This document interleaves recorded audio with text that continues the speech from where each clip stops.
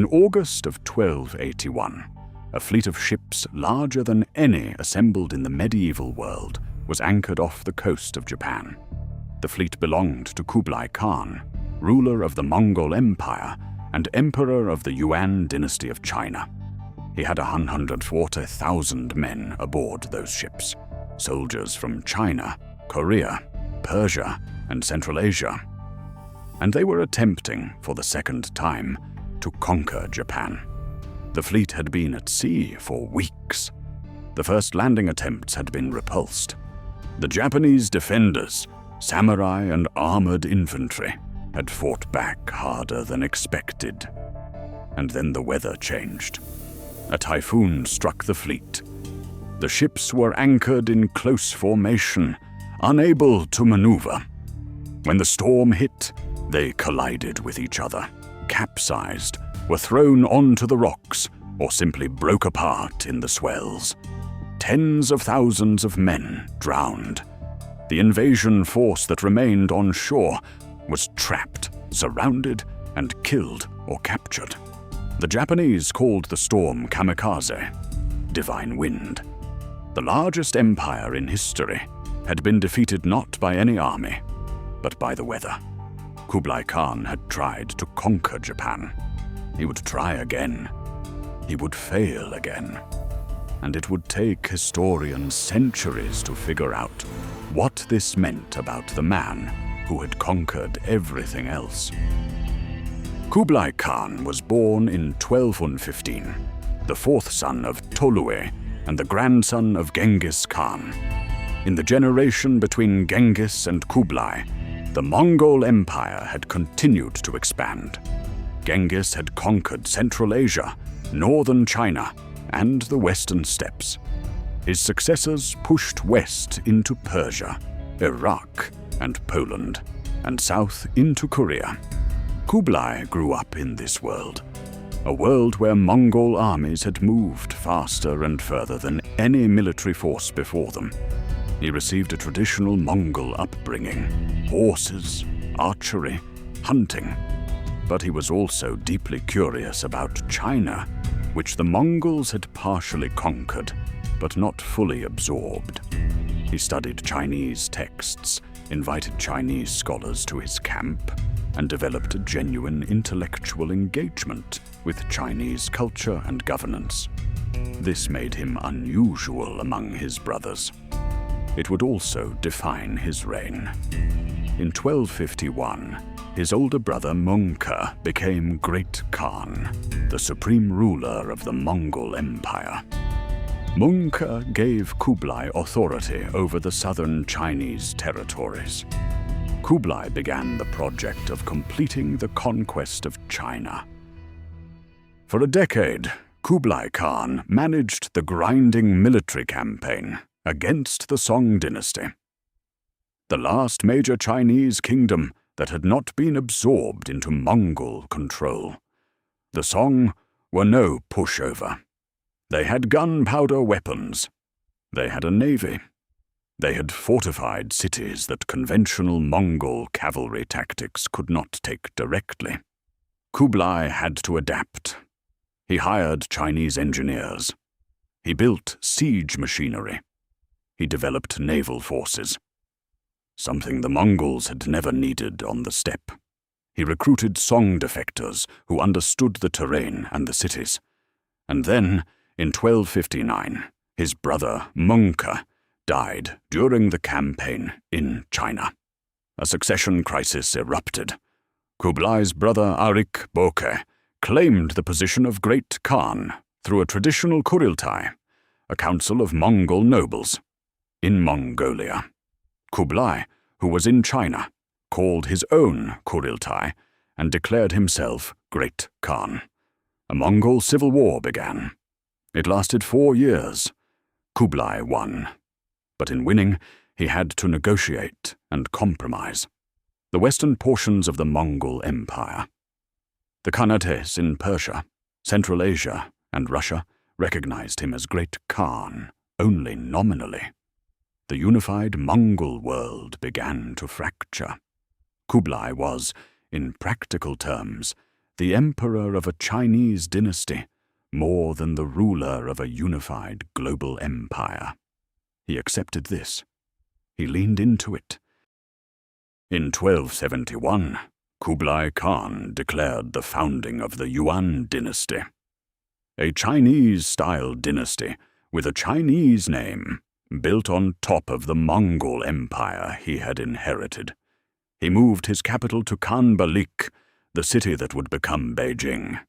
He adopted the trappings of Chinese imperial administration, court ceremonies, official titles, administrative structures. He patronized Buddhist and Confucian institutions. He hired advisors from every corner of Asia, Chinese, Persians, Central Asians, and eventually the Venetian traveler Marco Polo, who would spend years at his court. In 1279, the last Song emperor, a child, was carried aboard a ship by a court official who then jumped into the sea with him rather than surrender. The Song dynasty ended. Kublai Khan was the ruler of all China. He was the most powerful man in the world. He was also beginning to have a problem. Japan was the one major neighboring territory that had not submitted. The Japanese shogunate had received Mongol envoys demanding submission as early as 1268. The response, each time, was either silence or rejection. In 1271 and 1272, Kublai sent 2 more sets of envoys. The Japanese government executed them. This was, by any standard, a provocation, and Kublai responded with force. The first invasion, in 1274, landed a combined Mongol-Chinese-Korean force of perhaps 23,000 men on the northern coast of Kyushu. The initial engagements went in the Mongols' favor. Their formation tactics, poisoned arrows, and exploding projectiles were unfamiliar to Japanese samurai.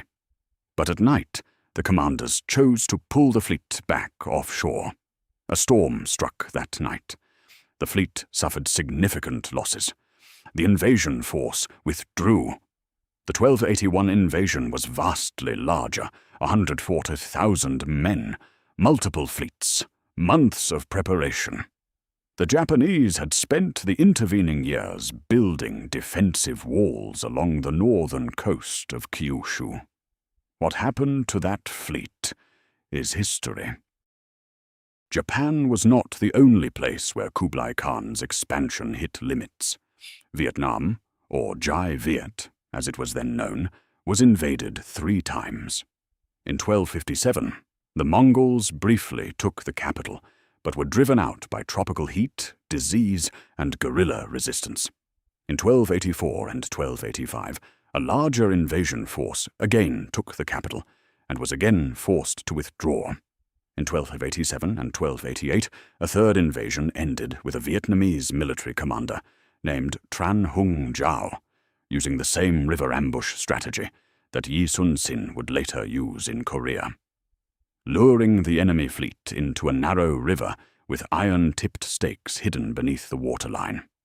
The fleet was destroyed. The invasion ended. Java, the island of Indonesia, was invaded in 1293 as Kublai's last major military campaign. The operation was a political and military disaster. The force was deceived by a local ruler, suffered heavy losses, and withdrew. Cambodia, Burma, and other Southeast Asian territories were also targeted with mixed or negative results. The pattern was consistent. On the open steppe and across flat terrain, the Mongol military machine was without equal. In jungles, on rivers, and especially at sea, it struggled. And when the climate itself became an opponent, typhoons in Japan, monsoon fevers in Vietnam, tropical disease in Java, it lost. Kublai Khan's last decades were not the years of the conqueror who had taken China. His favorite wife, Chabe, died in 1281. His chosen heir, his son Zhenjin, died in 1285. Kublai responded to grief, it seems, the way powerful men sometimes do, by eating and drinking more and governing less. He became obese. He developed gout so severe that he could barely walk. He continued to hold court, but delegated increasingly to ministers. Marco Polo, who was at the Khan court during much of this period, described a man of extraordinary presence and intelligence, but also one who was clearly in physical decline, carried to ceremonies in a palanquin, hunting from a special litter because he could no longer ride. The financial burden of the failed invasions and the costs of running the largest empire in history had strained the Yuan economy.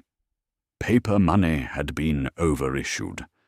There were rebellions in the south, where Chinese resentment of Mongol rule never fully disappeared. Kublai Khan died in February 1294. He was 79 years old.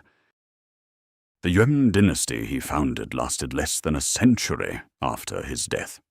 By 1368, it had been overthrown by a Chinese peasant rebellion led by Zhu Yuanzhang, who founded the Ming dynasty. So was Kublai Khan a conqueror or a ruler? Both, the historical record suggests. He was a genuinely capable administrator.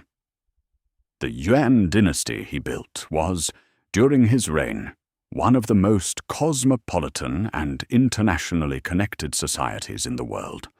Marco Polo's descriptions of its wealth and organization are, within the limits of his exaggeration, broadly accurate. The Silk Road trade flourished. Communication and commerce connected Europe, Persia, India, and China, with a regularity that would not be matched again until the age of European naval expansion. But he was also a man who spent enormous resources pursuing prestige campaigns in Japan, Vietnam, and Java that failed and that drained the wealth his administration had generated.